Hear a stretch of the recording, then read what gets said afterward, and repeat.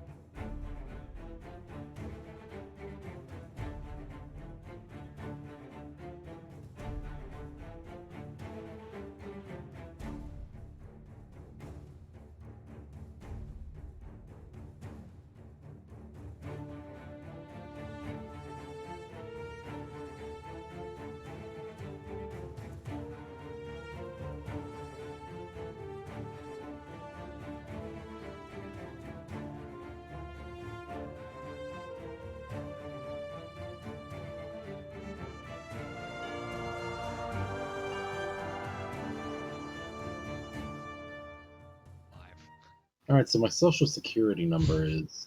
I already used that joke.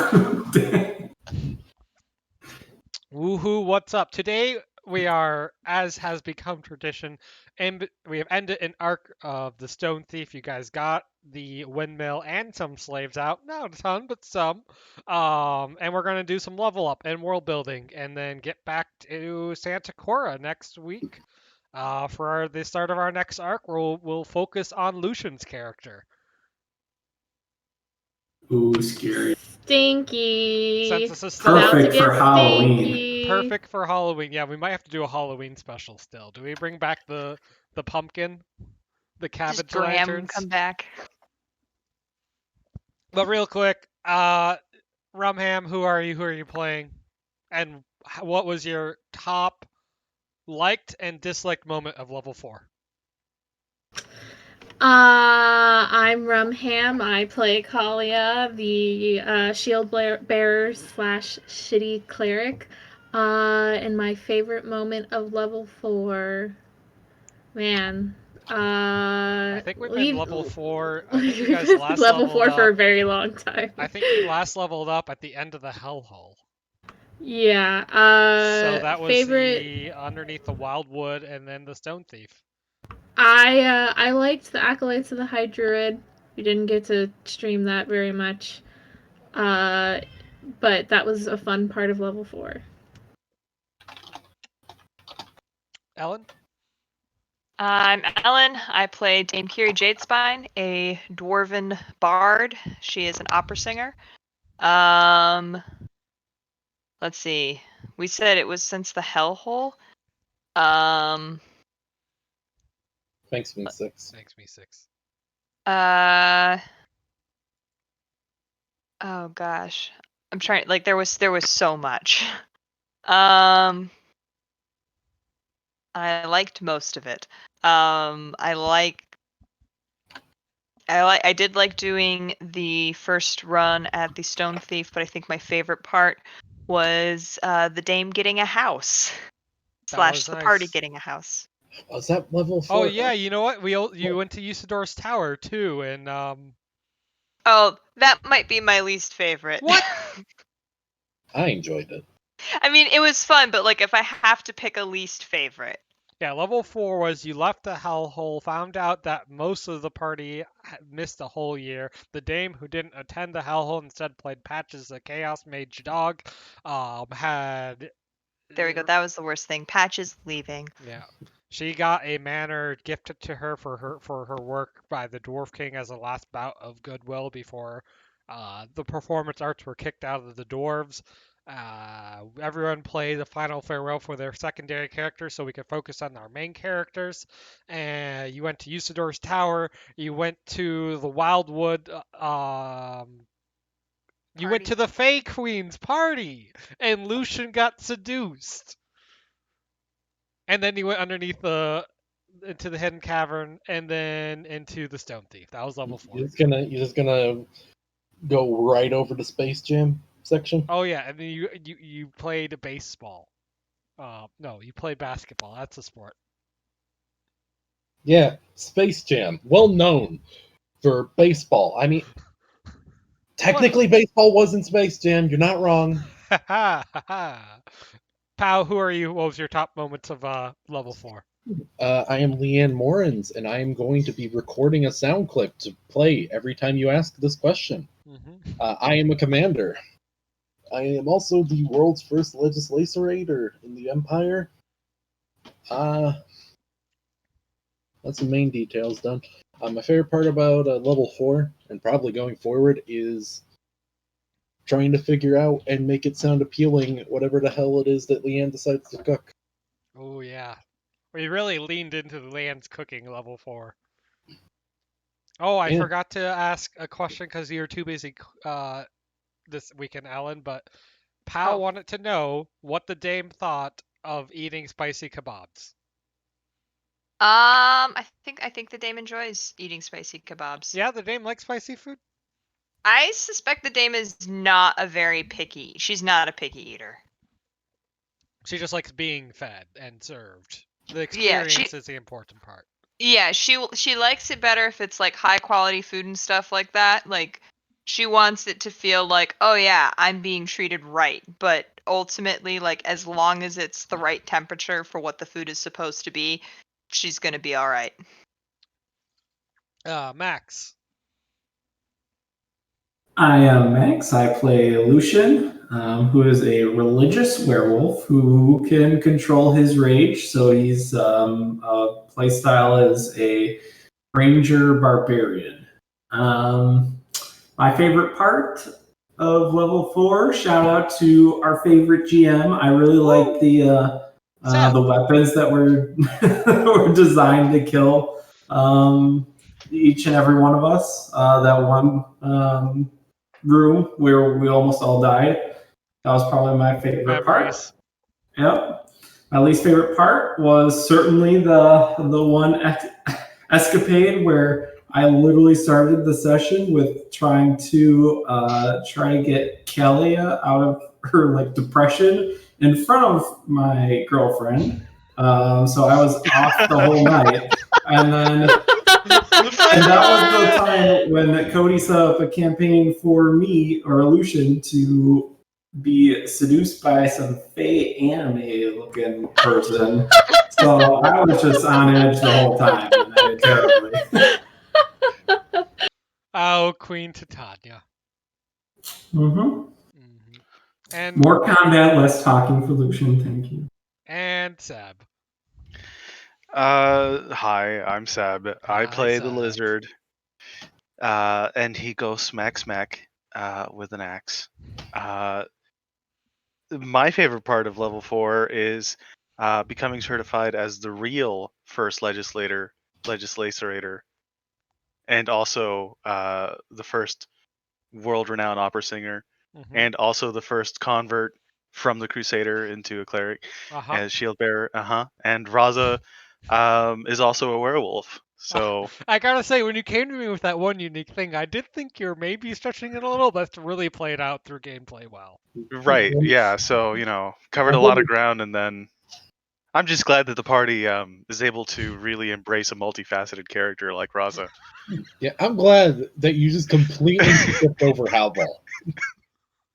Oh yeah, no, there's plot, I guess, in the waiting in the wings for a talking axe, right? Like, I don't know. That feels a little much. Let's be honest here. Come on. yeah, maybe that's a Talking little too axes. much. Fuck. Just being a werewolf, opera singer, legislator, turned priest. I can also officiate weddings now, in case any of Yeah. you. Oh shit. What up? Raza, have you named Dragon. have you named your dragon and hatch out the egg you got in the stone thief? Yeah, I think Raza has called him. How do you spell that? H Uh-huh. H Uh-huh. H Uh-huh. H Uh-huh. H Uh-huh. H. Uh-huh. Okay, done. Really rolls off the tongue. Oh, Lucha Right. Coffee just said that same joke. Your own jokes are getting scooped. They're getting scooped. Yeah, Seb, level 4 was your only level so far, so welcome to your second level in the campaign. Oh yeah, thank you. And now we're gonna go around, and I know I've sent all of you a kind of a cheat sheet of level up. At the end of this, all of you should have full health, no incrementals, full recoveries. You should be level 5. You should have 4 adventure feats and 1 champion feat. And you should have all of your class progression as have been outlined. Thank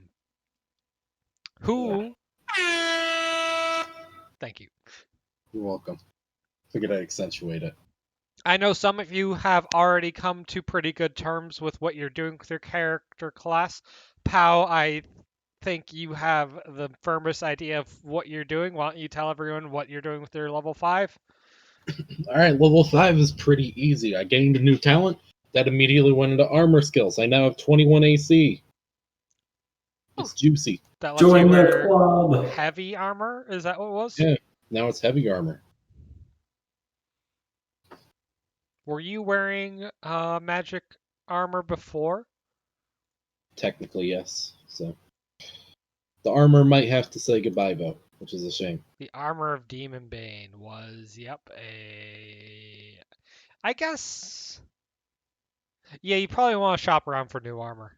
Yeah, screaming demon faces ain't exactly. And we're gonna go shopping in Santa Cora. Oh, So we would absolutely. sell everything. Santa Cora is one of the 7 great cities. There's a ton in Santa Cora. When we're done with level up, we'll talk about Santa Cora and what may await us there. Yeah.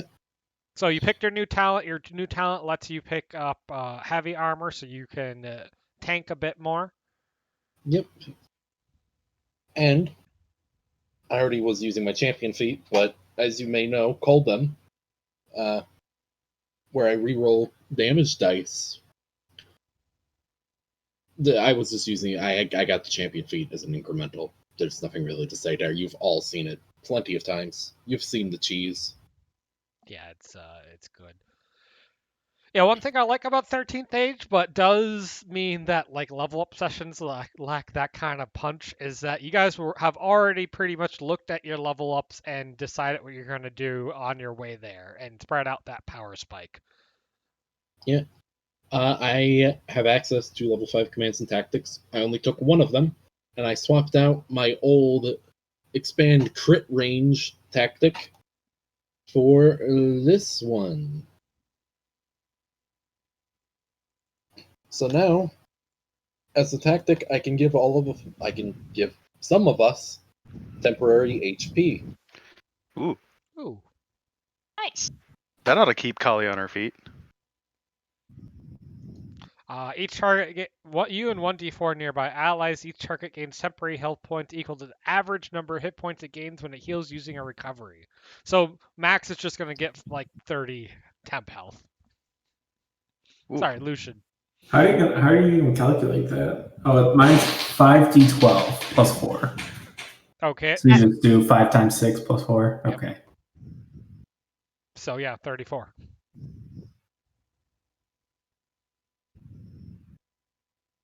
All right, and then what are your 4 adventure feats? I mean, I guess I can go over them. Just make sure you have exactly 4 adventure feats and 1 All right, champion, and you're good to go. All right, and then who else felt like they were pretty good? I think Seb, as a barbarian, you have just 1 talent that you had to pick, right? Yeah, I'm picking up violence, so that whenever I miss, after the roll, which is broken because other systems like make you declare before the roll whether you think you're gonna miss or you're gonna hit. So after I roll, if I miss, I can spend a D4 to try and get that into the range of an actual hit, which is pretty sick. Yes, Well, you gotta be close then, huh? Yeah, but I mean, Let's come go. on. It's only in the cases where I roll like a frickin' 2 or something that I'm really far off. But we usually don't know what the AC is. Isn't that That's also literally true. just bardic inspiration though? In D&D? This is barbaric inspiration. It's different. So, Now, one thing that is good about it is that when he's raging, he can use it on, like, say he gets a 12 and a 9. He can use it on Uh-huh. that 9 and try to get it above 11 or above, That's right, baby. which is a crit. Ultraviolence. Now, you also traded out something for something else, from what I remember you saying. Right. So I ran into a problem where I was using all of my talents pretty much as often as I could, except for Slayer. Right. I never ran into. So as I've been playing Raza, I try to get him into the range of as many enemies as possible so that I can just unleash a flurry of attacks, which is great and lots of fun and fantastic. Except I was never using Slayer because when I run into a group of enemies, either you guys are solo or grouping up on the bigger named mobs, whereas I was taking on a bunch of mooks or like vice versa, right? So the problem was Slayer only triggers when I am attacking a new enemy that is already staggered at the beginning of my turn, and well, frankly speaking, that basically never happened. Also, there was a bunch of investment that needed to like get me with barbaric cleave to move to a different target so that Slayer could trigger on that target, but it was very unlikely to happen like ever because the Slayer attack needs to be the first thing that happens in a turn. So Slayer is leaving the lineup, and we're getting instead what is it? Building Frenzy, which gives me plus 1d4 to damage every time that I miss. Stacking up to 44, and if you Stacking, take, yeah. are you taking feats on it? No. So right now I'm moving the feat that was on Slayer, and I'm to Barbaric Rage. Yeah. And then I'm also putting my 1 champion feat into Barbaric Rage as well, so that from now on I just start raging at escalation die 3. Where are your other feats right now? There is one in Frenzy. There's one in Cleave. There is one in Unstoppable. You previously had a champion feat in Frenzy, so that's going away, right? Yeah. And you no longer have Slayer. No longer have Slayer. And you do picked up Building Frenzy. Building Frenzy.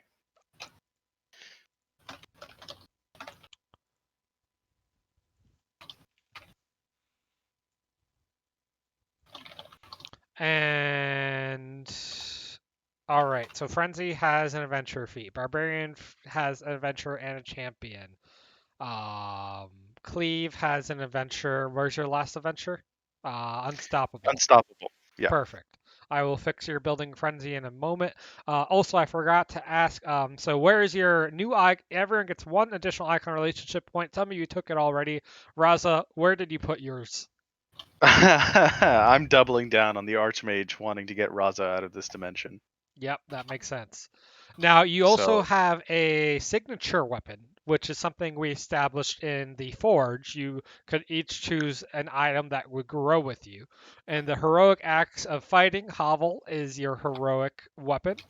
And he, as a cursed item, will give you. And now, is it 3 or 4 for cursed items? Let me double check. Ooh, I have no Um, idea. Now, Leanne, what did you pick as your icon relationship for level 5? And Hey, you want to know about my icon relationship, buddy? Alright, well, it's really easy. I just put an extra point into Emperor to make it free. that makes sense. And your signature weapon is your staff of command, correct? Yes. So in equipment, go to edit and bump the melee attack bonus from 1 to 2 as an uncursed item. Oh.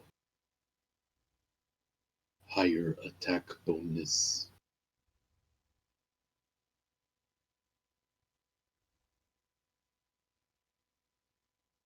You having fun poking all your enchanted items there, Lucian? Why, yes.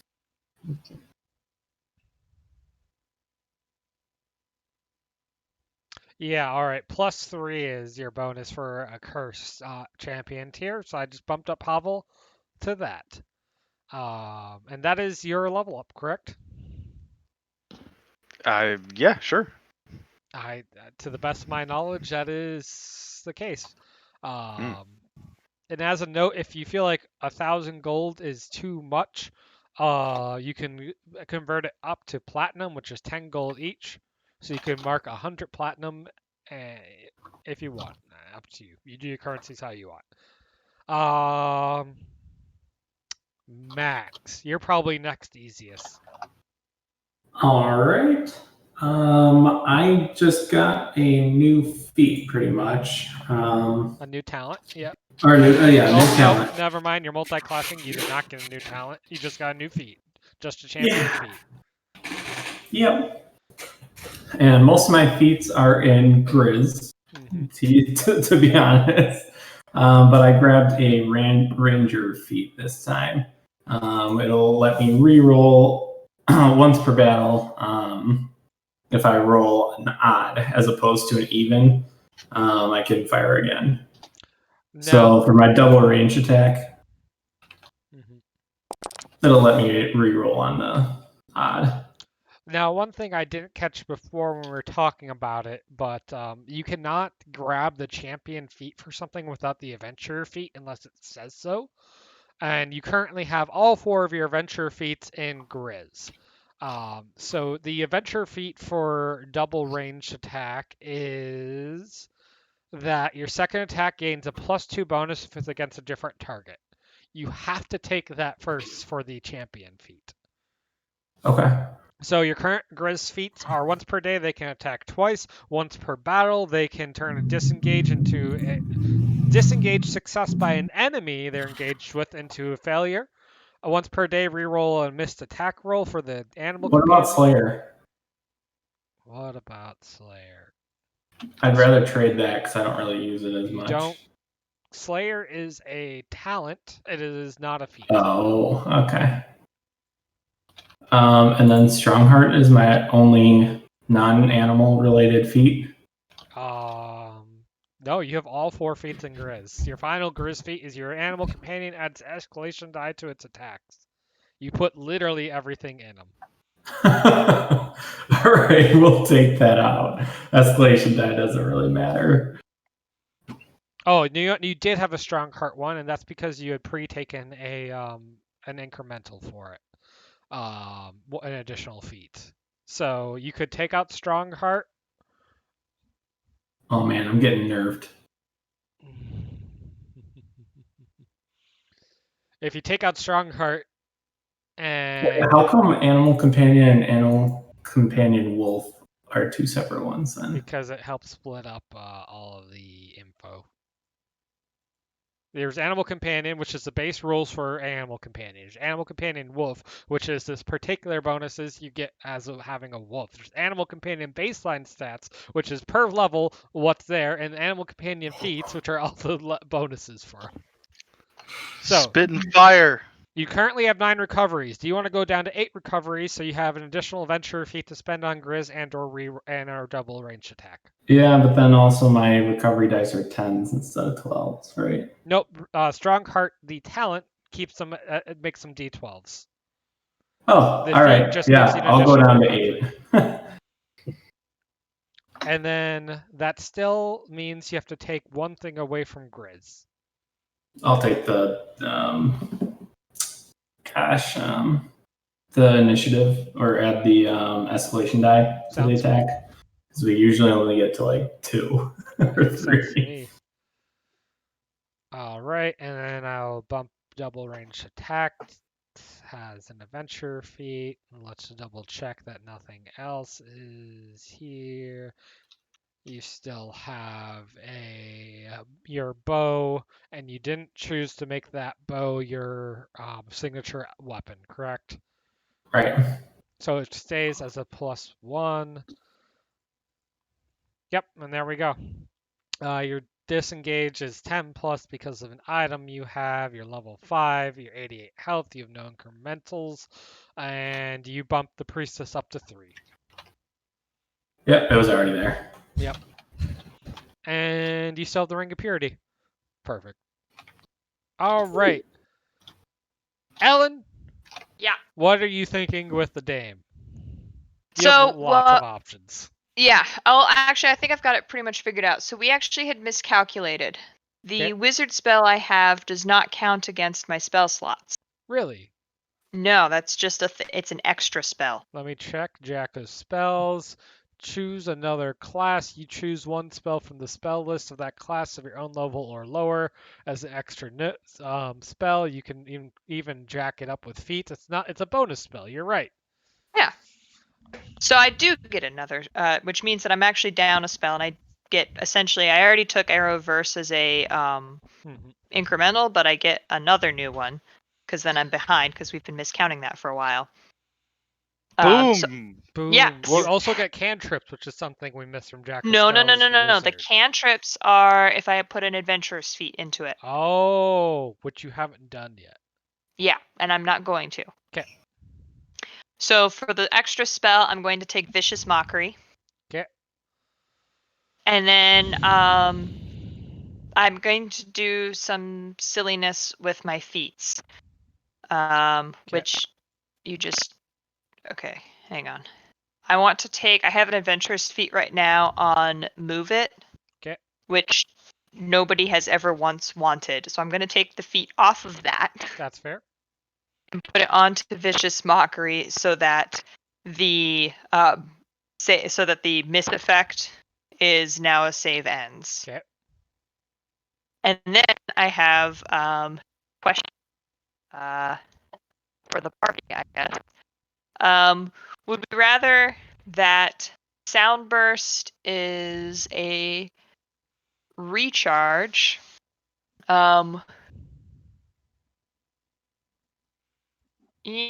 Actually, sorry, as I'm looking at this a little bit more now. Yeah, I think I want to make I wanted to put the champion on Soundburst so that Soundburst is a recharge instead of a daily. Okay. Let me do that. If it makes you feel better, I was applying the wizard, what is it? Echoing Thunder? Where is Echoing Thunder? Up at the top. Yeah, what about it? I was applying it with your charisma bonus because I thought you had that feat. Oh. I thought that was part of it. No, you have to take the feat for that. Oh, crap. So did I take the feat then previously? I didn't see it when I opened up your... It's not listed in there, but you've changed how the feats have been listed a couple of times. I'm okay. So the other, so actually I have another feat that I could move to take that. So right now on Hang Tough, if an ally is staggered, I can do, 6 temporary hit points instead of 3. Which again is also not a super useful shout at this point, and even as it levels up, it doesn't really get super useful. Where So I'd is be okay Echoing taking Thunder? It's right at the top. Yeah, no, where is it in the book? It's under Wizard. I'm looking under Wizard. Let me just search for it. It's a level 3, I think, under Wizard.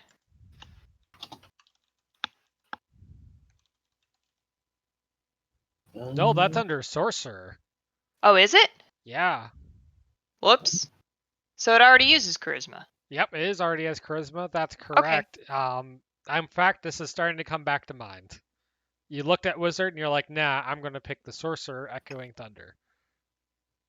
Okay, cool. So something. Then I'm not going to move that feat. Yeah. I'll leave it there for now. If you did the adventure feat, it would swap to charisma. I'm remembering this now, which wouldn't help because it's already charisma, and you But get I would get dancing lights, dancing which lights. is whatever. Like, I mean, it is kind of cool, but I don't think it's worth doing until I get up to if I have another champion feat, and then re-looking at like what the wizard spells at the higher level are. All right, so let's just double check here. You should have 2 level 5 spells, which is Arrowverse.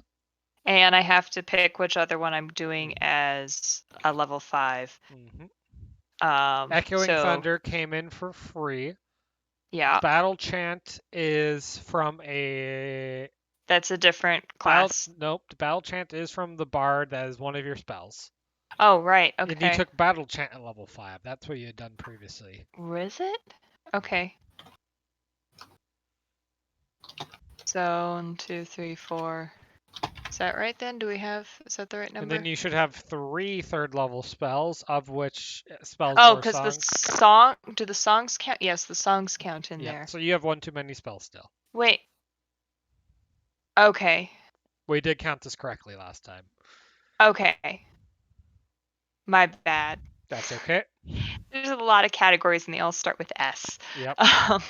That's okay. Okay.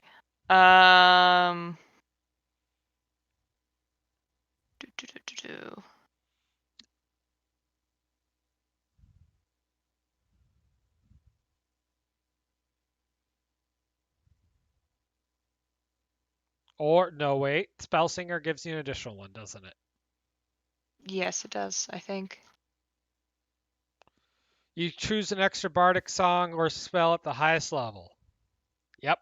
Okay, so I should have 3 level 5 then. 3 level 5. So you have the correct number of spells. Pick one of them to bump up to level 5. Okay. Hang on. I'm taking a brief look.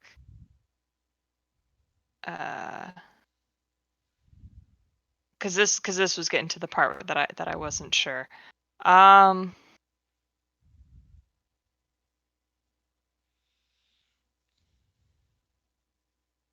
that's a recharge.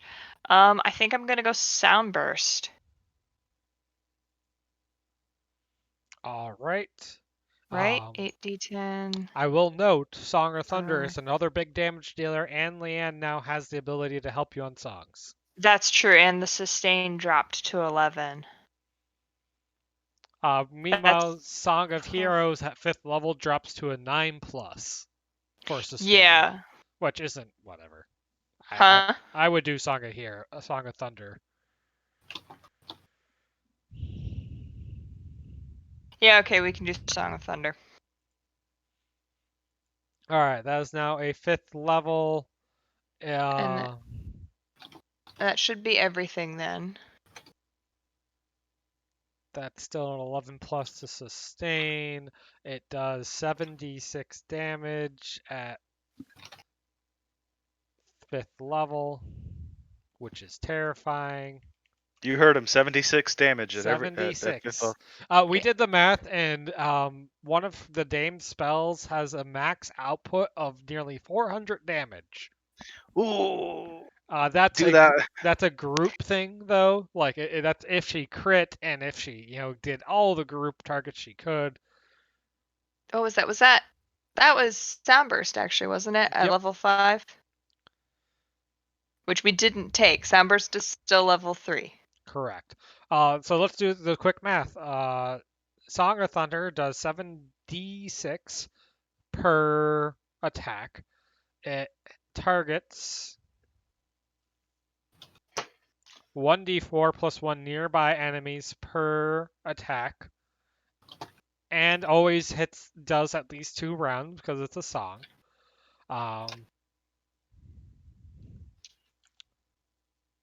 7 times 3 is 21, plus double your charisma modifier, 27 damage, average of 3.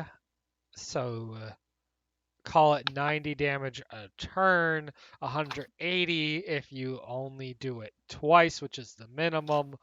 Yeah, Song of Thunder definitely has if you keep sustaining it, you have the potential for just insane amounts of damage. Yep. All right. And if you take the champion feat, the number of targets nearly doubles to 2d4 plus 1. Yeah, but I wanted that on the Vicious Mockery for the save ends. Yep, which makes sense. So Song of Thunder Oh, no, sorry. Yeah, no, Song of Thunder for the, sorry. It went on Soundburst for the recharge. So let's just double check. You don't have a feat on that, or that, or that, or that, or that. You do have a feat on Spellsinger. The adventure feat, once per battle, use battle cries to help yourself. Oh, I forgot. Oh, so I do have too many feats, don't I, then? I have not seen you use that. I would get rid of that. Yeah. Okay. I'm okay dropping that. So your feats are on Soundburst, Adventure and Champion, Vicious Mockery, Adventure, Battle Chant, Adventure. We're taking the one off of Move It. Yep. And then there should be one on Hang Tough. Off of Move It. Already done. And on Hang Tough. If they're staggered, double the temporary health. That one will get moved at some point, but most of the stuff I want right now, I actually need a champion feat, so I'll hang off on moving it until I have another champion feat. Well, you can never move the adventure feat into a champion feat, as a note. No, but like as a Yeah. prerequisite. I got it. So once I have another champion feat that I can put down, I will probably move that adventurer feat with it. Okay. Yeah, a lot of them don't have, so things like Song of Thunder only has a champion feat, so no need for an adventurer feat beforehand. Just as a note. All right. Okay. You look correct. Icon. Yeah, what's your icon relationship? So I want to check that I have this right. So I have 2 with the Dwarf King, 1 with the Elf Queen, and 1 with the Priestess, because you gave us a freebie. Mm-hmm. Right? That's right? What? Yeah, Is no. that right? You should have 4 total. I didn't give you a freebie. You earned 1 at 5th level. No. Earlier, I can't remember what we did. It was the windmill. When we rescued the windmill and saved everybody, you were like, everybody gets something with the priestess. Yeah. Yeah, you specifically said that was an icon relationship point, I thought. Am I misremembering that? I know I definitely said something along the lines of like if you have a relationship with the priestess, it's more positive and such. And if you didn't have a relationship, you do. But I think I meant that like lowercase r relationship. I don't remember handing out icon relationship points. Oh. Gotcha. That was definitely for the extra attack or the free heal during the battle. Yeah, You should yeah, girl, have because 4 you said relationship, and you're making me go, yes, you have a relationship with the priestess, even if you didn't have one before. So I thought that went, an icon relationship point. Yep, I should never use the word relationship and to avoid that in the future.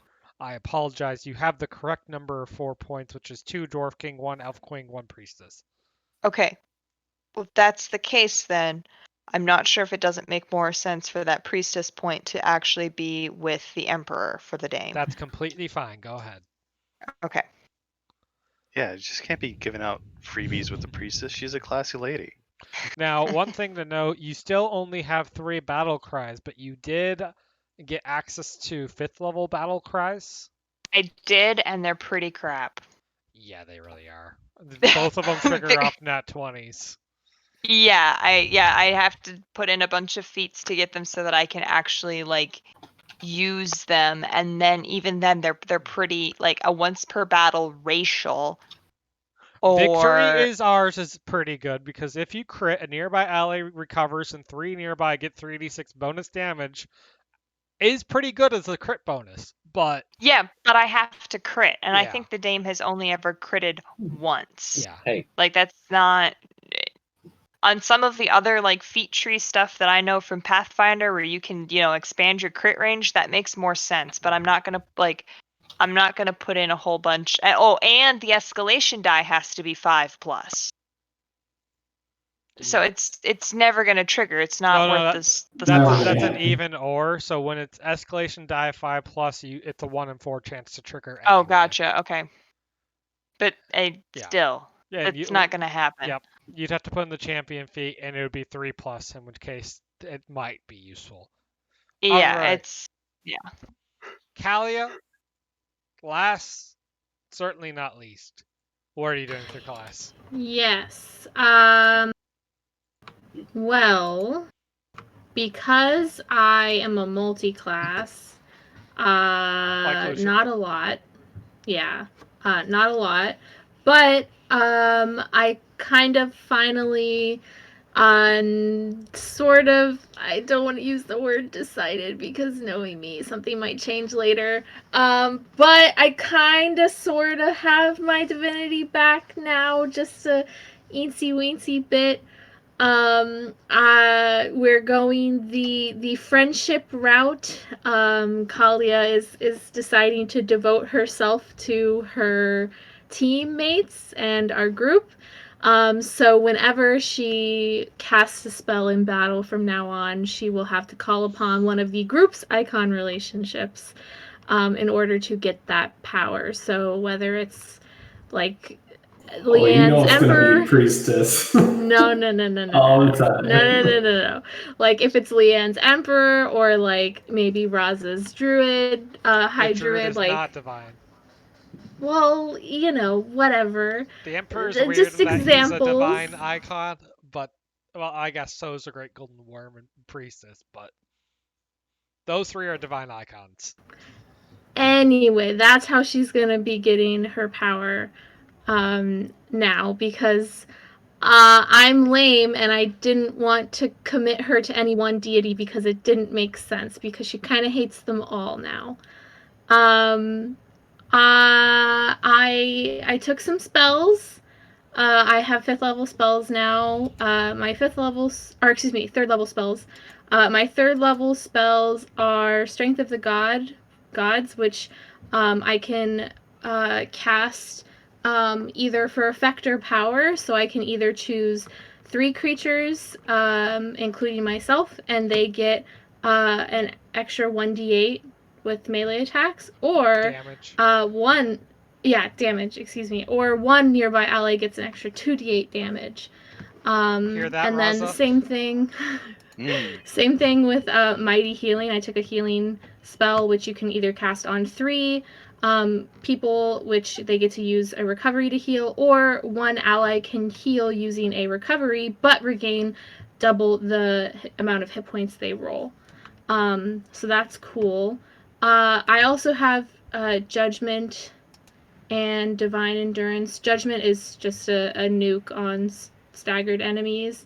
But Divine Endurance I can cast on 3 nearby people, and they each gain 20 temporary hit points, or one person gains 40 temporary hit points. The rest of the spells I had left over from before. So there's that. And yeah. Oh, I also don't take damage when I block attacks anymore. That was my champion level feat.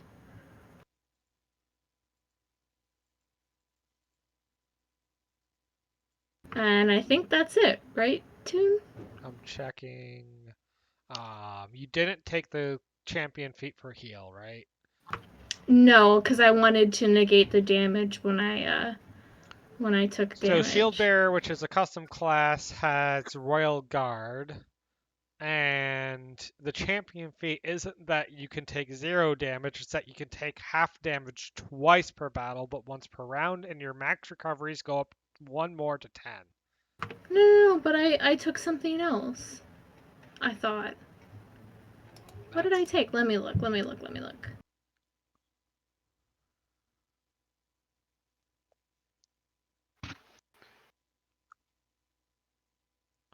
We're getting closer and closer to being the Power Rangers. Yeah.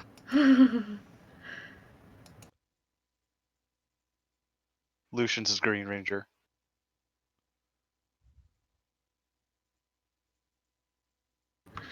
Oh yeah, so I think it hasn't been changed because the champion feat is still ticked in cleric. I think you did that for the cleric heal.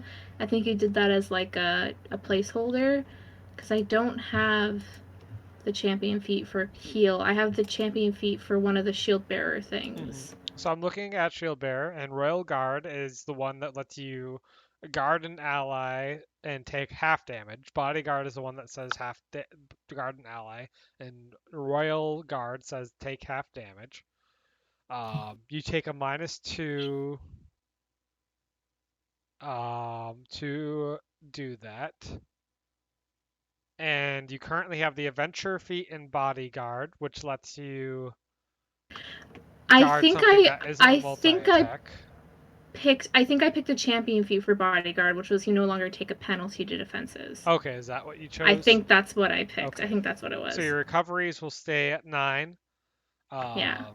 Because I chose to keep my recoveries at 9 because the recoveries don't come out of my pool anymore. Yeah, that makes sense. Because they're cleric heals now, so they come out of other people's pools. Yeah. Okay, so I understand. You have a chance of taking no damage with Bodyguard now because you don't lose defenses. Yes, that is correct. Make sure you set images for all your spells. Yeah. Oh, and you have level 1 turn undead. Spells were being very... Oh, yeah. Yeah, that's my level 1 spell is now. It used to be turn demon, but now it's turn undead because we weren't fighting enough demons. And we surmised that there would be more undead in our path than demons. I also have almost so many icon relationships that I have almost broken Foundry.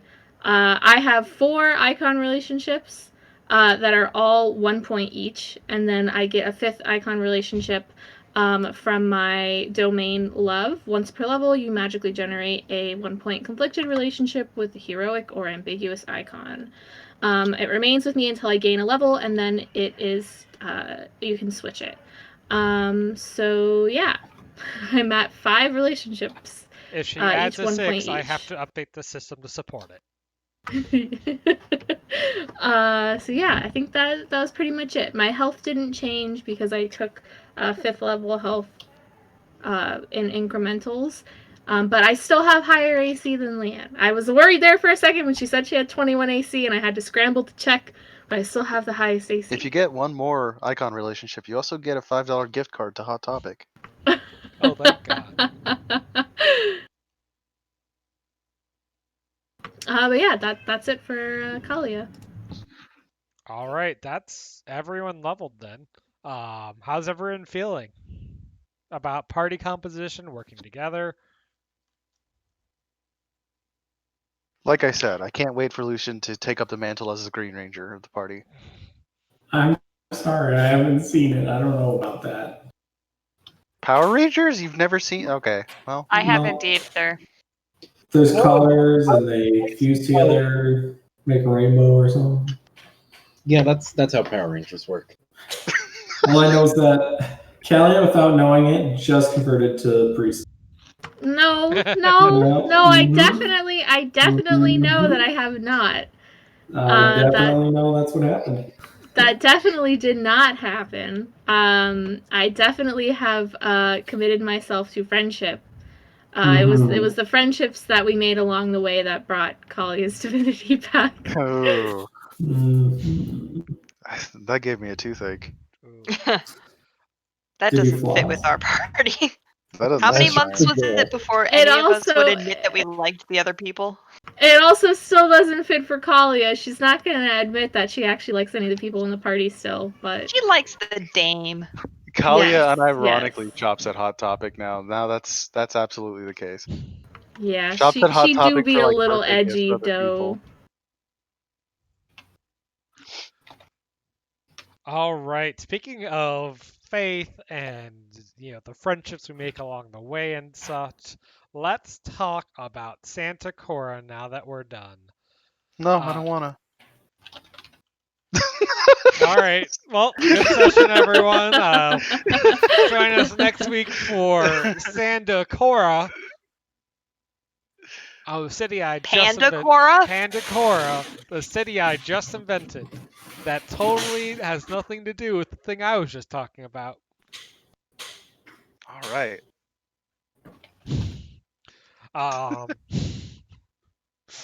So let me drop a few things here. Oh no, don't do this to me. Don't do this to me.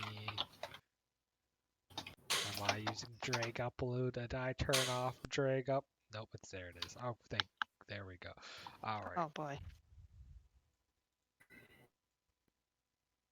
So this is pulled from the book 13 True Ways. Here's three artifacts actually of Santa Cora. You'll notice they're not all the same size. Whatever. Let's talk about these so we get a better idea of what's going on.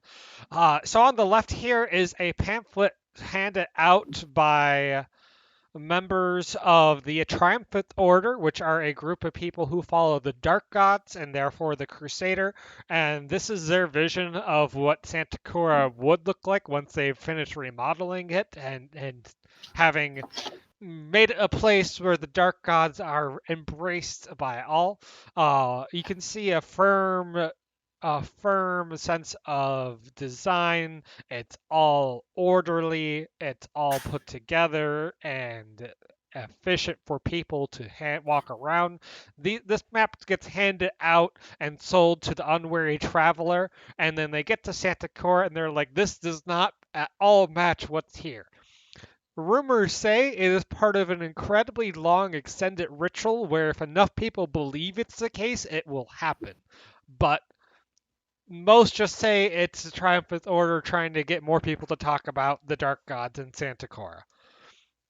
Over to the right, this map is what's called an Etheric Energy Map. It is drawn by someone who mapped out the various spiritual flows throughout the city, and no one's pieced it together yet, but there it is. And finally, there is a card that pilgrims have carried since like the 10th age, before the priestess existed, that bore this figure.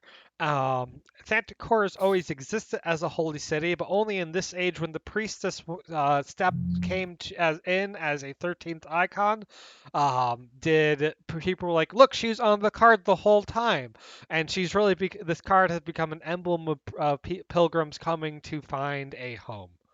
These are the artifacts the book has given us to start piecing together what Santa Cora might actually be in our campaign. It sounds like a hot mess. It Wait is. a second. No, I don't see a Duncan at all. No, right? See, hold on, let me draw here, right here, Where's right? the Tim Hortons? Dunkin' Donuts is right here. And it's closed. It is closed at breakfast time, but open for dinner. All right. What about Tim Hortons? Come on, right there. Use your eyes. Shit, you right. Anyway, Before you ask, truly... KFC's over here in the hand, because how else would you eat your chicken wings? All right, fair enough. I Also, hate this so much. I hate this so much. Why are we talking about holy Dunkin' Donuts? Look, all I'm gonna Because say, donut holes. in true You know what Liam fashion, I completely zoned out on their explanation of this whole city. The You map know on what the they don't left is have a lie. The map Got it. on the right, on the top, might not be a lie, but it's definitely not in any language anybody knows. Confusing. And the Got it. card on the bottom might be a sign that the priestess was foretold by fate. Okay. It's basically a card that says, "Ooh, come see the priestess. Dragon Empire's biggest priestess, In just the 5 miles ahead. In the Exit background is someone's 32A." attempts at the blueprint of the cathedral, the floating overworld building that changes in shape-shifting form as various Denzians in their face grow and shrink. Yeah, blueprinting it does not work well. A lot of living architecture. Mhm. It's really, it's a changing world, right? Oh god, is Cathedral a living dungeon? That's a Leanne, good rumor. Leanne, do you know anybody that's like into zoning? Like, what are the zoning laws for Santa Cora like? I mean, we don't handle Santa Cora, all right? We just said fuck it. Priestess gets this. There's your area. one. If you start doing a JPEG, I will personally come to your house and choke you until you can no longer say "There's your one."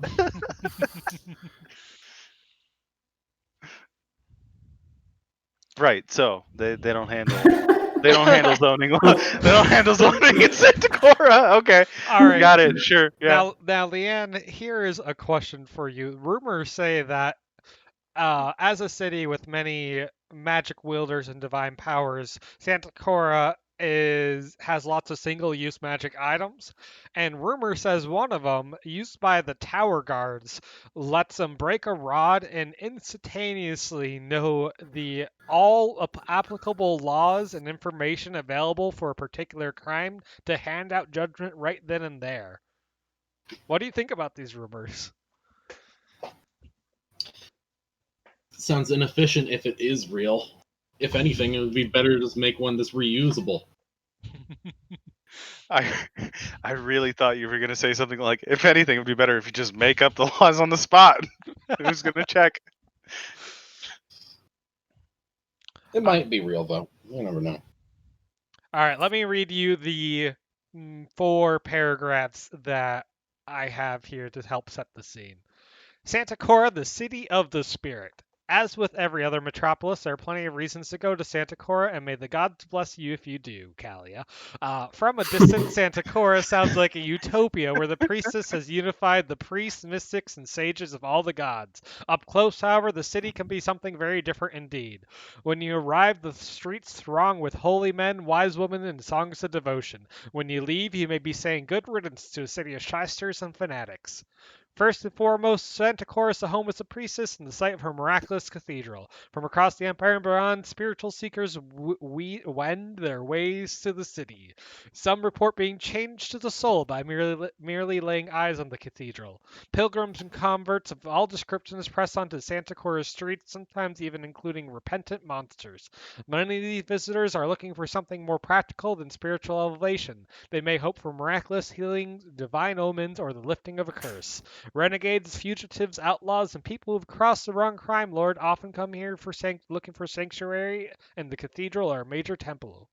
Finally, Santa Cora attracts those who seek the gods for knowledge, favor, or power. One thing hasn't changed, that the mysteries of the gods may be sought in the holy city. Down through the ages, Santa Cora has always been the city of temples. Today, the city boasts countless temples to various gods and pantheons, but the priestess has unified them. Where priests of different temples once competed for territory and privileges, they now join in shared rituals. Priests even borrow from their contemporaries' liturgies, symbols, and hymns, creating worship that old school champions of the faith would not recognize or approve of. The streets have a buzz about them as fresh ideas inspire ancient rites and sacred artifacts once locked away are paraded through broad daylight.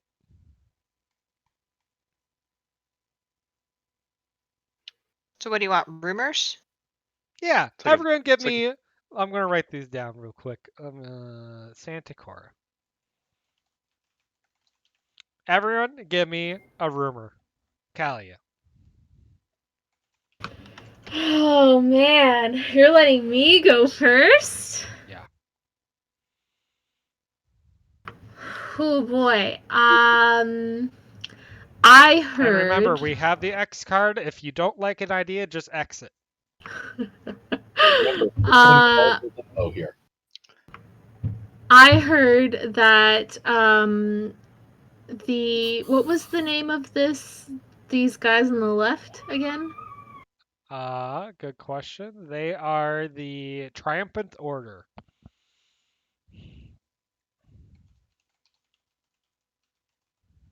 Okay, sorry, I was just writing that down. I heard that the Triumphant Order has actually recently made a big expansion in the Sea District. Oh, wow. They were able to establish a place of worship.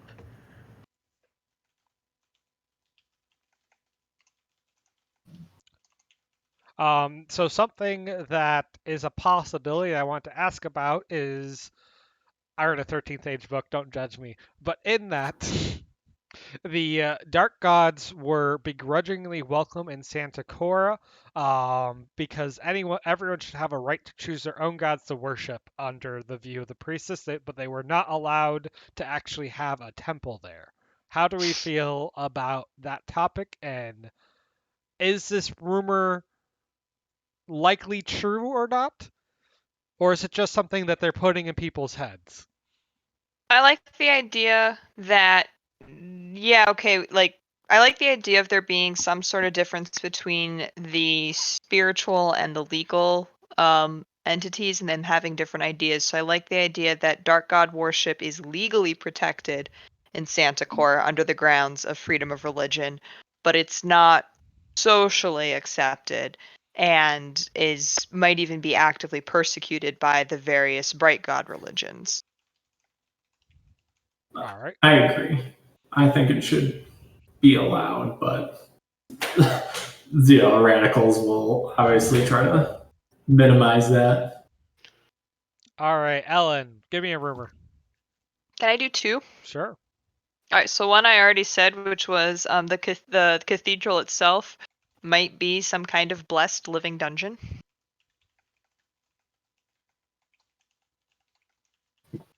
I love it. Continue. And my second one was that because I'm sure that astrology is a thing, there is a growing movement in Santa Cora that also accepts being born in the shadow of the cathedral, as it kind of, I'm guessing it doesn't have an exactly fixed position over the city. Right. Like, so being born in the shadow of the cathedral is a component of your astrology charts. Is that a good or bad thing? I think it kind of depends. I think this is sort of a newer thing that people are including, and so that like the tradition of astrology hasn't quite decided. There's probably people who think, oh yes, it's a good thing because you're either because the cathedral was present at your birth, or people who say, oh no, but you're in the shadow of the gods, so you're cursed. Like there's multiple arguments. All right. Leanne? Yeah. I'd say.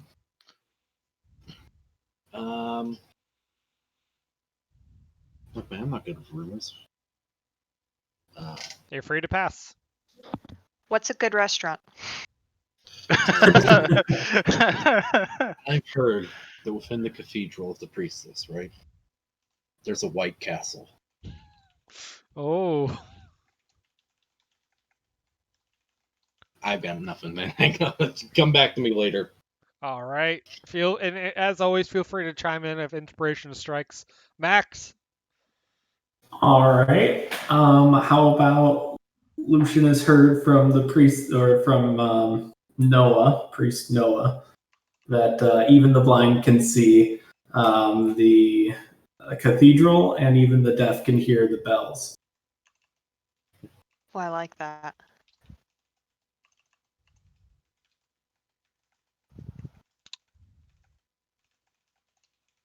Now, what are these bells? Are these bells that ring at like noon every day, or when a ceremony happens? I, I just assume there's bells. All right, take Yeah, someone else. I'd Take someone assume else to talk about the bells then. All right, I pick Pow. Oh, And I give myself to help Pow if Pow needs help. why you gotta call me out, huh? Well, Both of I you. just thought that you'd want to say something. All right, the bells sound like Megalovania. X X X. All right, Seb, rumors?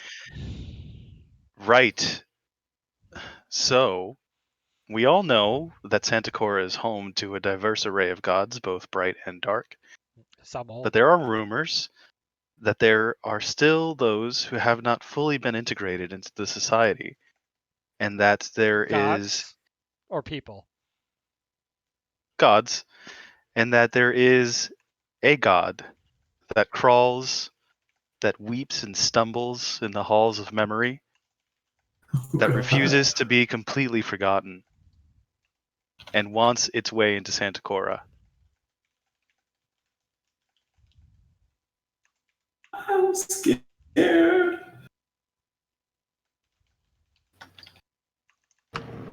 Is it hot? What? I like that word. You heard me. Is it hot? There's a young adult novel in there, yeah. Lucha Cafe from chat says they hear there's a mystical bathing spring within the cathedral itself. Yeah. Is it really that mystical though? I think everything by default becomes mystical, and also where's the spring coming from? A floating building? Yeah, that would be I guess that's- mystical. That is very mystical. All right, we're going to pause on rumors for just a minute here. If you think of any, let me know. We're going to roll religions. Roll them? Mm-hmm. Church of Raza. Now, all It's a right. small speck, but it's growing. It's just Raza, honestly. He's getting bigger. They just put a Pope hat on the lizard and he just licks his eyes. Oh boy.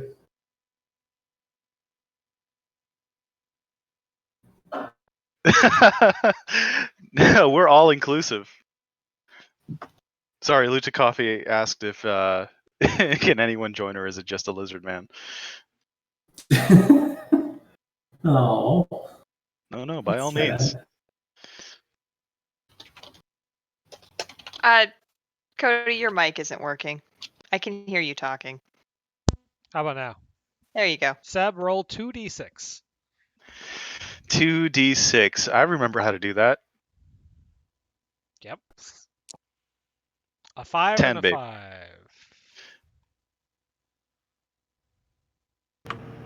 2 5s mean religion is dead. All right. A 10 means prayer is a major feature of this faith. Wow, incredible. Oh boy. Okay. All right, next up, Max, roll d12 twice.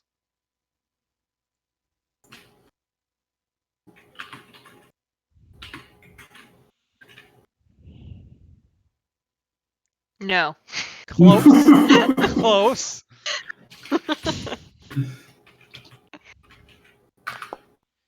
All right. That was a 2 and a 5. Their prayer is silent and uses a special hand gesture. All right. Leanne, roll 2d6. 2d6.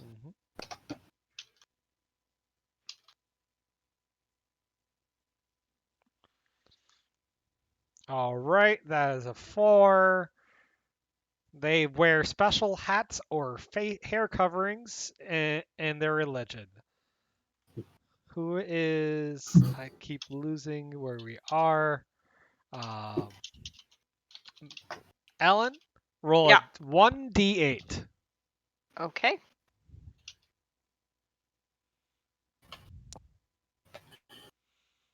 They wear wide-brimmed hats.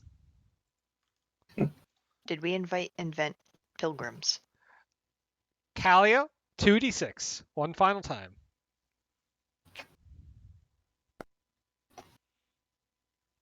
Color has a significance in this religion.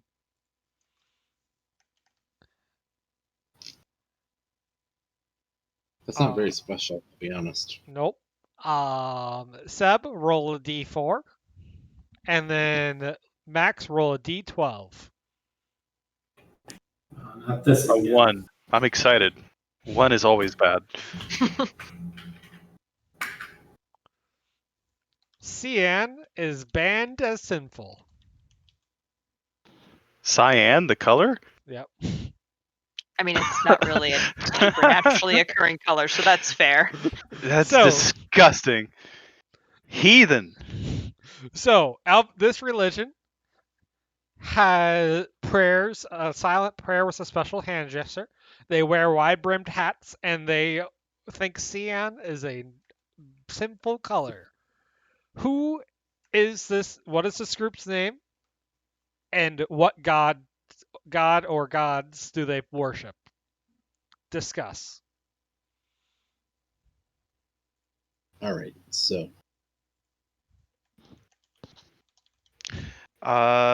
Let's see. They And real quick, we have a rumor submitted. There's talk of a living demigod having arrived recently in bright clothes, and their pure white face inspires a group following what they preach. They whisper of an angel of death. Oh, nice. Okay.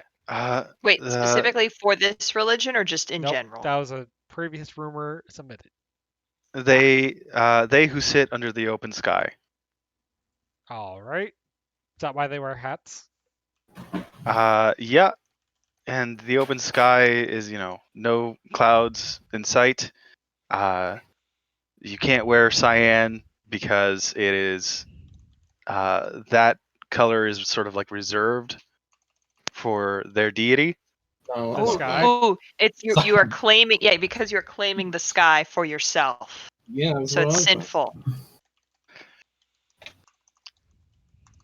And Do they worship clouds? no, the open sky. Ah, so what are the clouds then? Rainy days bad. Evil demons. What do they think Right. about the cathedral blocking the sky view then? Oh, maybe they're like, they could be like a faction of. Oh, that's a bad word to say. Extremists. But the cathedral does also lift you up higher towards the sky That's and true. offer you a view unimpeded by even trees or other buildings. Sure. So I think there could be multiple sects of they who sit under the open sky.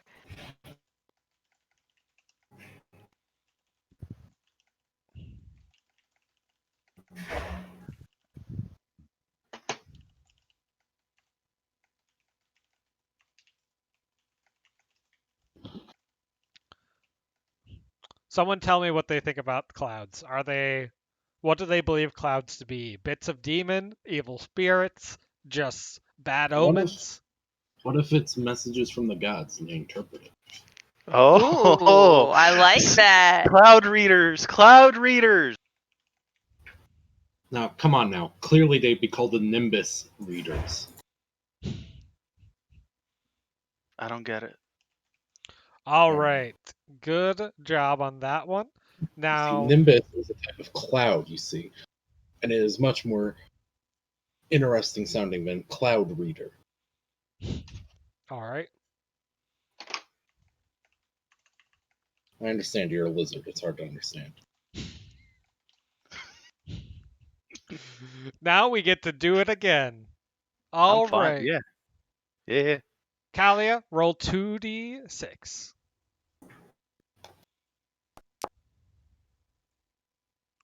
Wow, literally the same roll. Nice job. Color has a significant. No. Can I re-roll? Sure. You know there's other colors, right? Yeah, I know, but I don't want to have the same thing twice. I kind of don't mind the idea of a super colorful Santa Cora. Everyone hates a different color. Yeah. There's just a whole But bunch of this is like gang guerrilla wars. painters just like trying to get rid of the sin colors. a bunch of nuns just running by snatching flags. Ellen, Dude, this roll Yeah. d12 twice. 2d12. all I'm saying is I'm just imagining like crepes and blods, but it's just religious groups. All right, their architecture likes Of course, holy the Dame Loves the symbols architecture one. everywhere and geometric forms. Graffiti artists. Yes, Wait. Chikafi's same idea. What was Kalia's one? She rolled it to architecture. All right, Leanne, 2d6. Oh, I always get 2d6. Huh?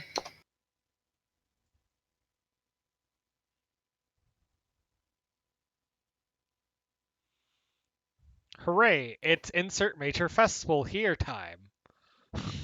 Oh boy, oh baby. Max, roll d20, 4d20. Aye, aye, Captain. Time to blow all of your crits. Not bad, not bad. Yeah, you got a crit in there. All right. 18 is nonsense. Let me copy paste this.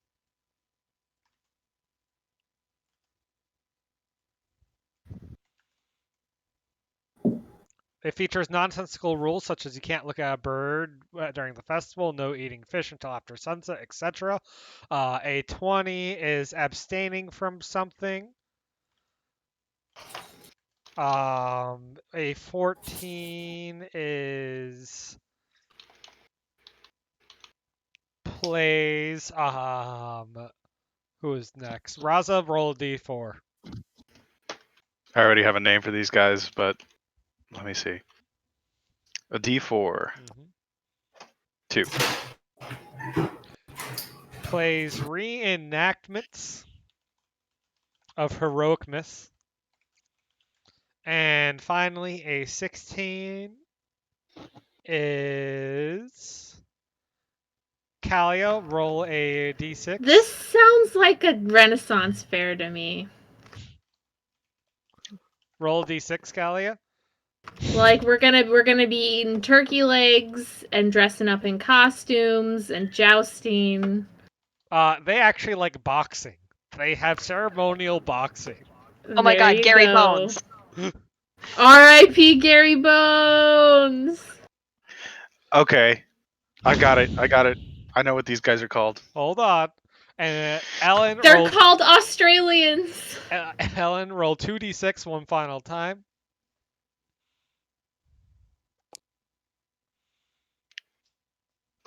$12. Roll twice again with a d10. Roll a d10. Hang on. Also roll a d4. It's like the worst choose your own adventure. Some rules are different for different casts, and we're going to explore those two rules of their casts. One of them is an 8 and one of them is a 4. All right. Leanne, roll a d12 twice. All right, here it goes. They're gonna explode right now.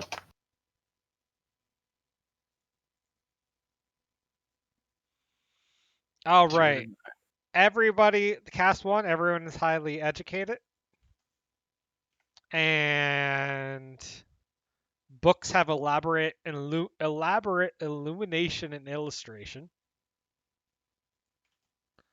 And cast 2 is Lucian. Let's see, 9. Roll d12 twice, Lucian.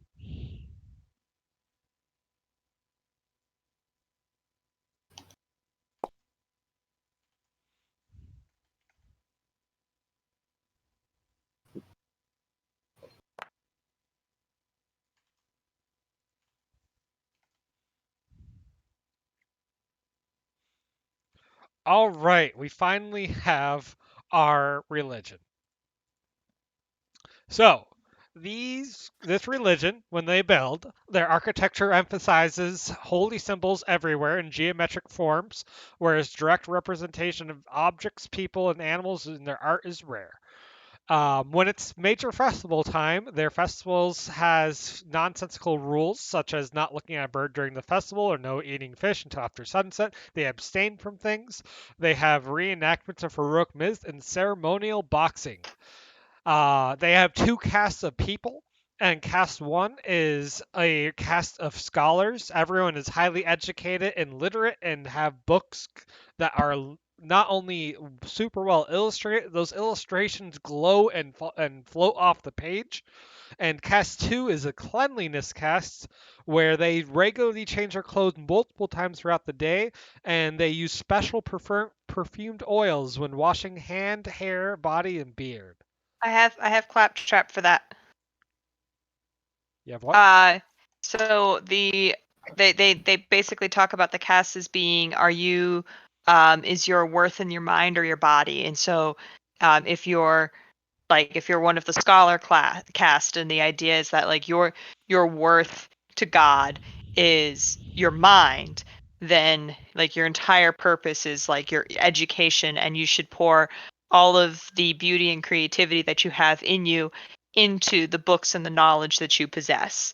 Versus if you are the cast of the body, then your purpose is to pour all of the beauty and spirituality and such that you have into your body, hence the cleanliness, but also perfecting physical arts like dance or warrior activities or things like that, really taking pride in your body as a gift from God versus your mind.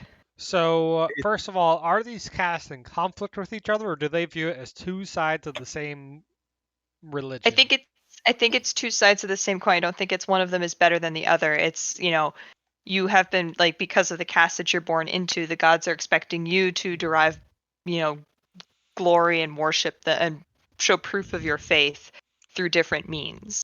So go ahead. Yeah, was that the name, the casted? No, I just put a temporary one. Okay, in there. I have something that goes with that. Okay. The Rapturous Order of Masonites. You're gonna have to spell. Well, I think I get it. Yeah, the Rapturous Order of Masonites. And I say Masonites because, like Masons, right? Mm-hmm. They literally work to build architecture. And the casts, the first one, the Religion of Scholar, the cast of scholars would be like shining gems, right? Whereas cast 2 would be like polished stones. Ceremonial violence and boxing would be, harden your body, become like the good minerals from the earth.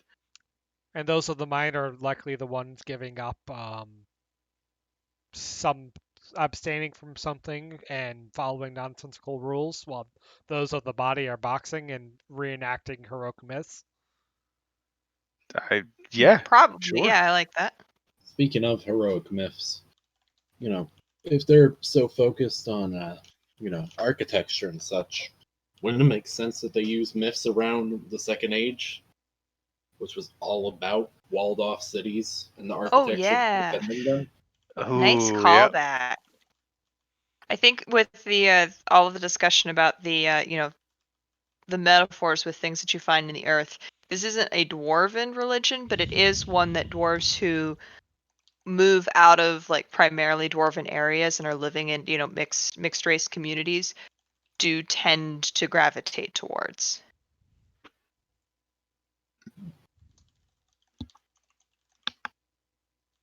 Like there's more dwarfs here than there are staring at the sky. Mm-hmm. That makes sense. Anything else to say about this religion? The scholars are stinky. Stinky like they don't bathe, or stinky like they have way too much perfume on because of that? No, they don't. I think it's they don't bathe because they're not supposed. Their way they show their faith is through their science, not through how well they perfume themselves. They bathe, but when it gets close to the festival, they just don't bathe for like weeks. It's really That's a the sign of abstaining. dedication. That's the Yo, they abstain from.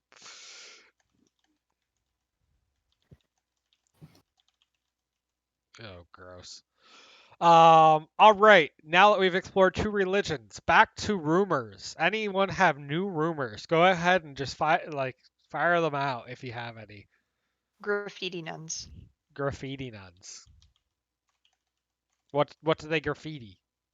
I don't know if your mic was working for this. We were talking earlier about like every religion has the colors that they do and don't like, and so therefore there's just like graffiti nuns running around like tagging and repainting buildings to like get rid of the sin colors of their respective religions.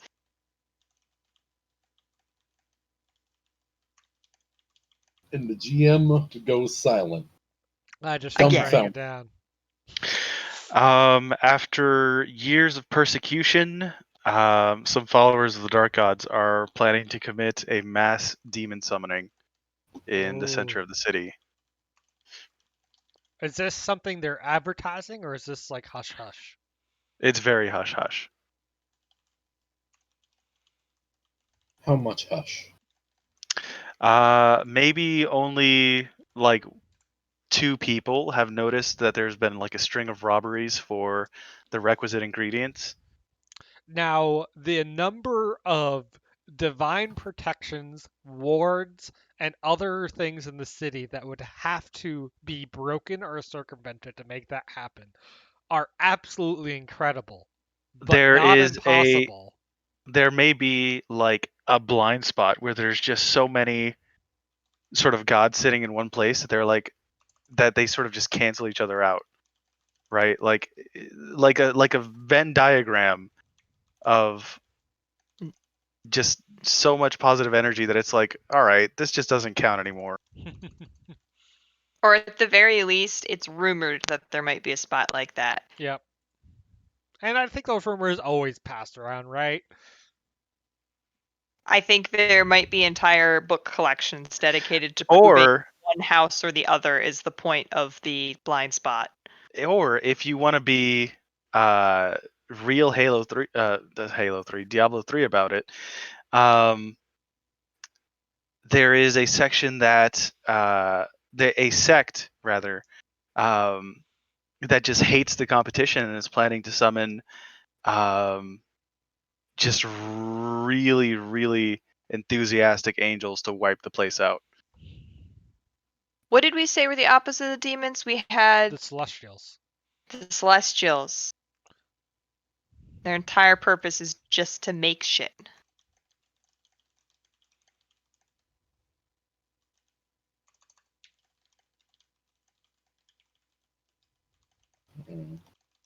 Coin flip there, really. Yeah. All right. Speaking of gods and angels and such, let's talk about. Let's just fire off.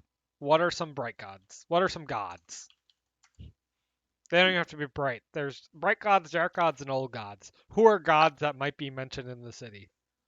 So, one thing that Toon talked about on like offhand was the idea of like there's dark gods, there's bright gods, but there could be gods that have interpretations under both pantheons.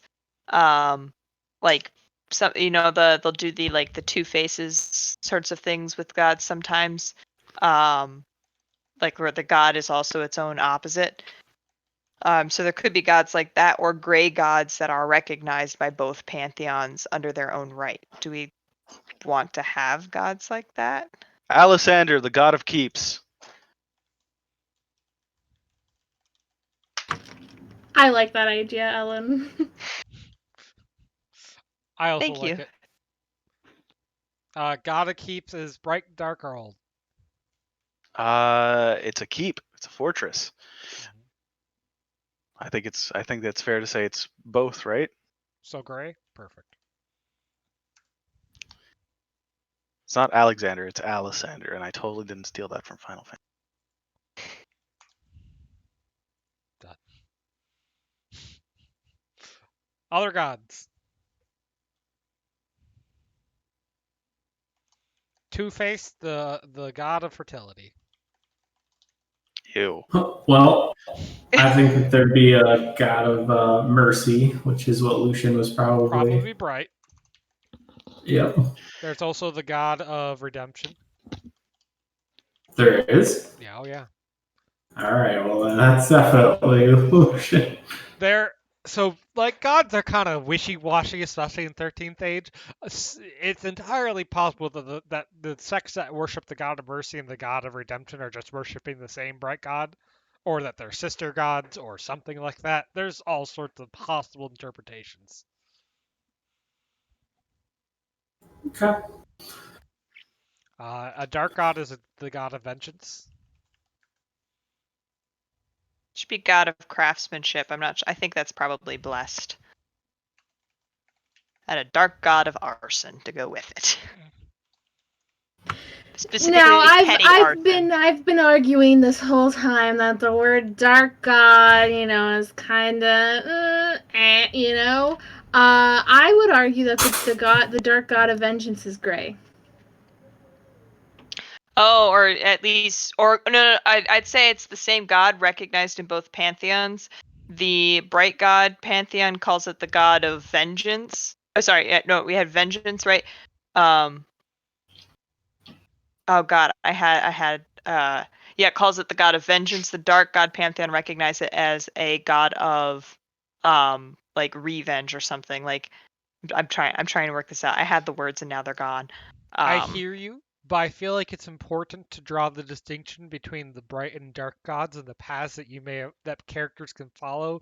That vengeance is sweet, but is ultimately a dark god concept, right? It is story-wise stereotypically the wrong choice. Many heroes go on a path of revenge and along the way discover that it is the wrong choice, right?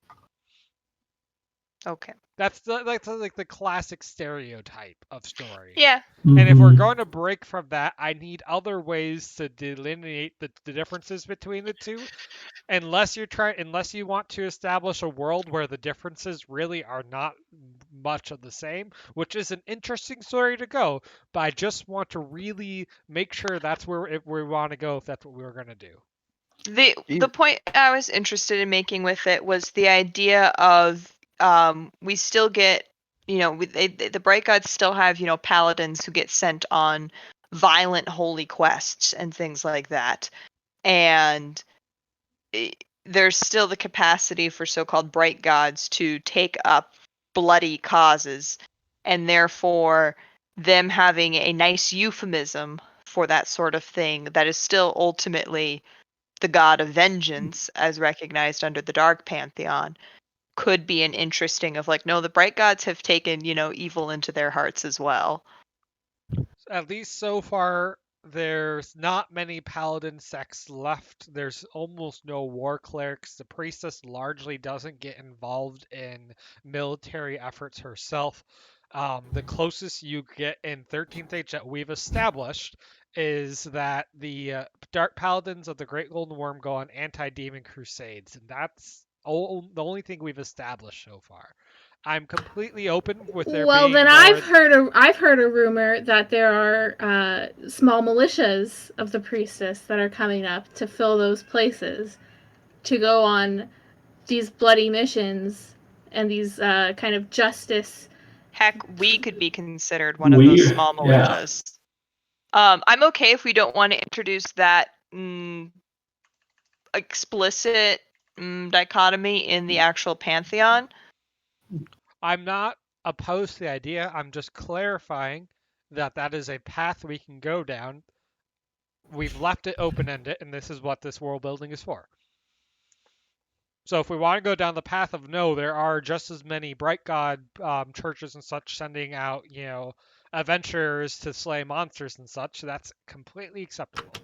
I would argue that it's a newer concept. That with a rise in crime or a rise in dark activity, evil activity, demonic activity, whatever, there's been a rise of these small militia groups coming up and becoming maybe like a little radicalized. I mean it's kind of like our party, right? If you don't, Kelly left because she wanted. But like not good. Like there are people who are fighting for the priestess who think they're fighting for the right reasons, but it's really not. Like that's going to be a thing in any organized religion, one could argue, but any power structure. If you don't want to like paint it as something strictly dark, then just take it as an extreme angle. If you want to take vengeance out and replace it with justice, right? Like that justice, okay, here we go. It's very similar to justice. What if the gods of vengeance and justice are twins? They are different gods, and they are in different pantheons, but they are twins. I like that. Yeah, that's what I was trying to get at, but didn't really come across. I have another one. Okay. Eowyn of the Wood, or of the Wild. A good old-fashioned neutral druidic god. Okay.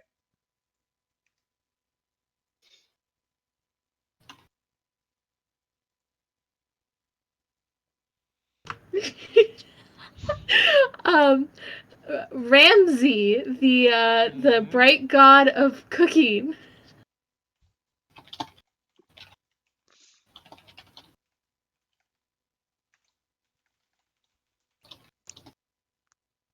The god of cooking or the god of spice?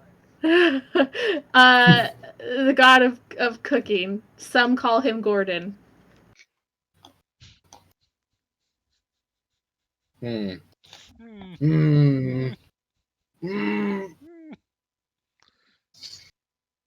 I'll buy it.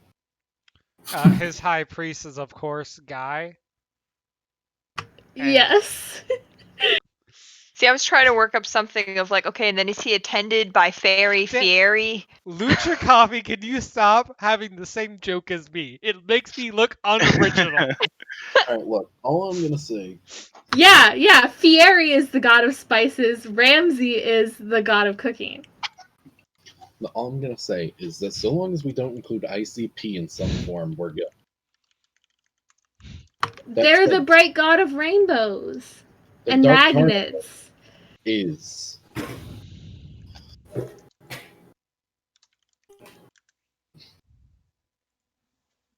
Alright, we need some more dark gods. Alright, so hear me out. A dark god. Two of them working together, alright? Okay. One of them is called and is known specifically for the acts of extreme violence they do. Typically known just by their first initial. Violent J. Oh, stop. Stop it. Accompanied by Silent Bob. Gross. You managed to mix two disgusting things that I love. For the god of arson, I want him to specifically be god of petty arson. Petty arson.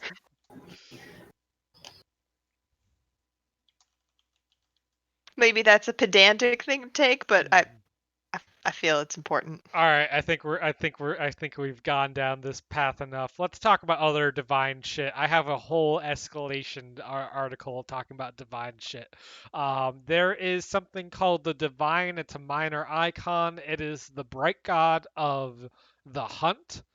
It is a tiger that stalks the streets of Santa Cora, and it embodies the aspect of life. It is, some say, argue that it's even a bright god and that's just a neutral one because it views the natural order, the natural, it's a strong win as its core concept. Life ends, the strong takes that life, but it's a bright god still. How do we feel about this tiger? I like him. I like it. I think it's probably considered a bit of a lucky omen if you see the tiger wandering the streets. And it doesn't eat your face. Yes, That's a that's good omen. important. There is a bunch of domains and cleric items and blessings and other things for us to work with that we'll explore later, or I'll explore as things to hand out and such. But the thing I'll mention now is that there are 32 holy lair items, things that you can get installed either in a church or orphanage or your base, that gives various kinds of benefits. Things like a belfry, which can be installed in a tower, and the effect is that characters within the sound of the bells feel pain when they are rung. Once per day, a possessed character who touches the main bell gets a save to end the possession. That's a dumb item.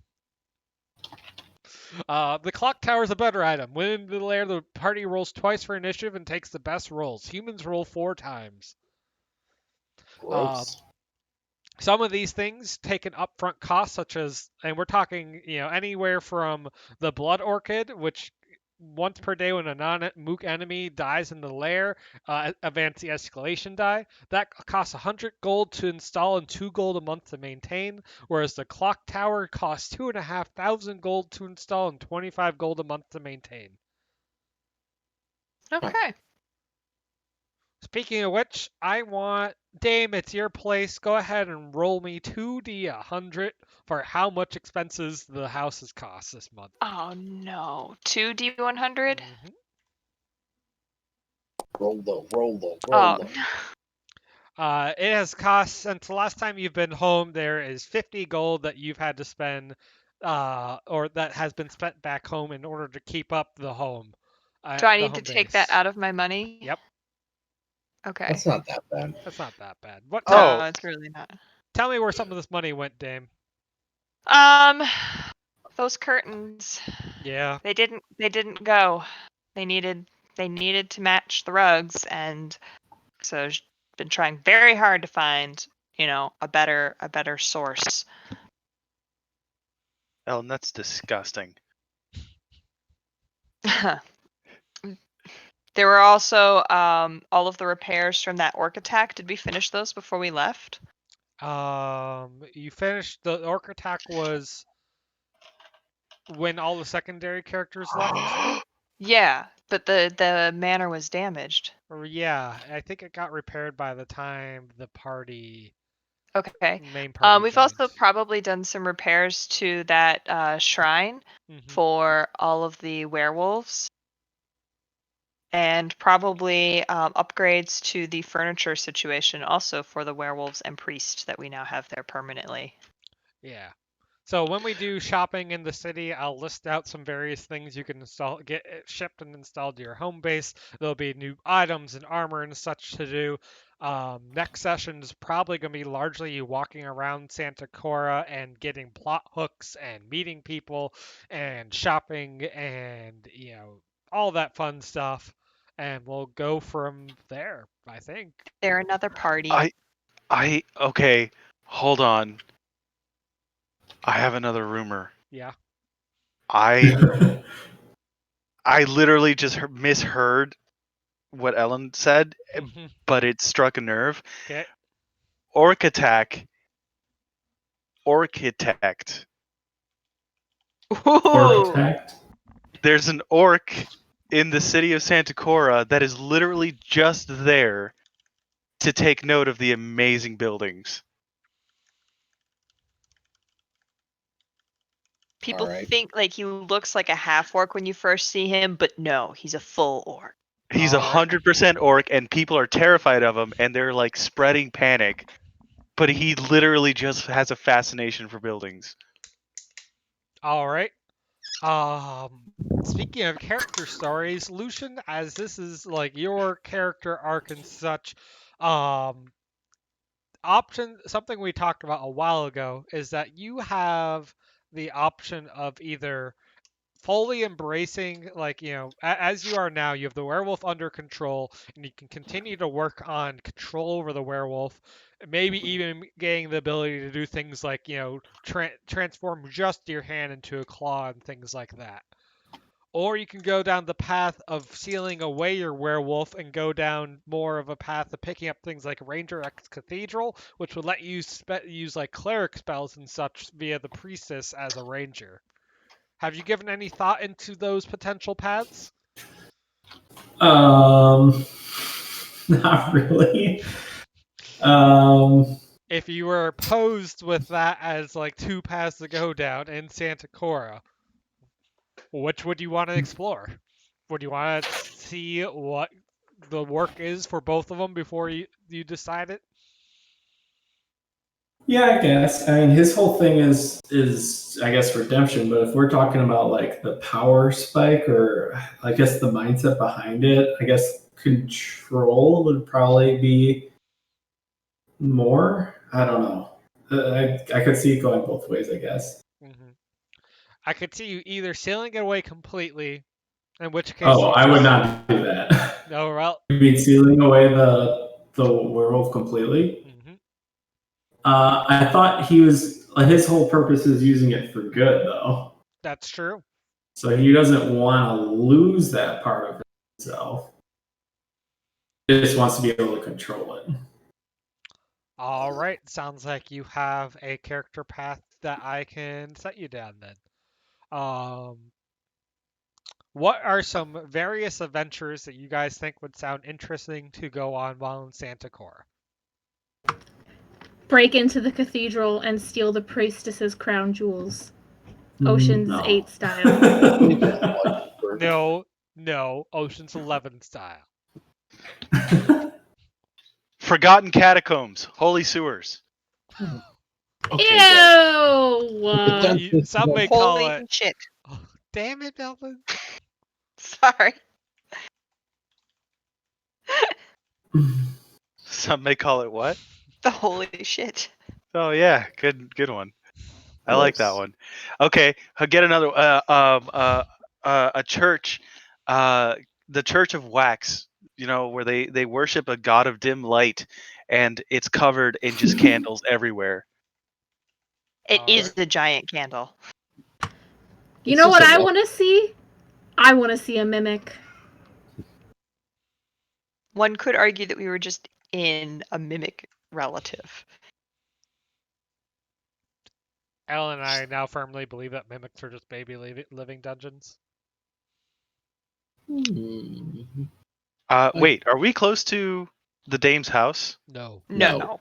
Okay. All right, see this map, right? You are here, and the dame's house is here.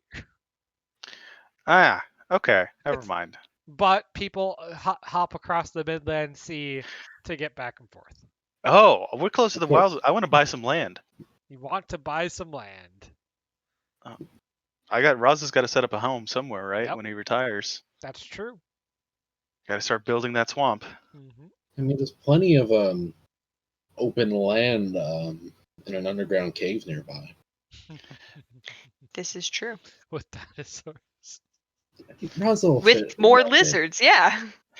They're bigger lizards, though. That's right, true. but I heard that there are mutant turtles in the holy sewers. No, axe. Where's my axe? Oh my gosh, yes, there are turtles in the holy. No. Mm-hmm. No. That does remind me. Did you know that Smite, the MOBA game, has a crossover with TMNT? Teenage Mutant Ninja Turtles. All right, we're done here. Santa Cora is home to the world's best pizza and mutant sewer dwelling turtles. Cleric turtles, teenage mutant cleric turtles, clerics in a half shell. Paladins. Splinter is a monk that went religious. Yes. Yes. Alright, rest in peace, Raza. I know your next character and your unique thing. All right, everyone roll up a new party. We're all gonna play the Teenage Mutant Ninja Turtles. We have exactly the right number of players. I want to be the girl. We don't Fair have enough. exactly the right number of characters anymore. Yes, we do. I want to be the girl. There was a girl turtle at one point. Oh, was there? Yes. Oh. She was exclusive to the TV show, and she also wore blue. And also, every turtle was horny for her. All She right. wore cyan, of all fucking things. There's my Sinful! one. Sinful! All right. Oh, We are way off track here. There's really no session wrap up here. See y'all next week for the start of Santa Cora. oh did it, wow, too. just throwing us off. All right. Throwing you Yeah. off. Get out of here. Go. Lucha Coffee gets a shout out Lucha for Coffee, the thanks name for of hanging the out. turtle. Venus was the name of the turtle. Thank you guys. All right. Have a nice one, everyone. See you next week. GG.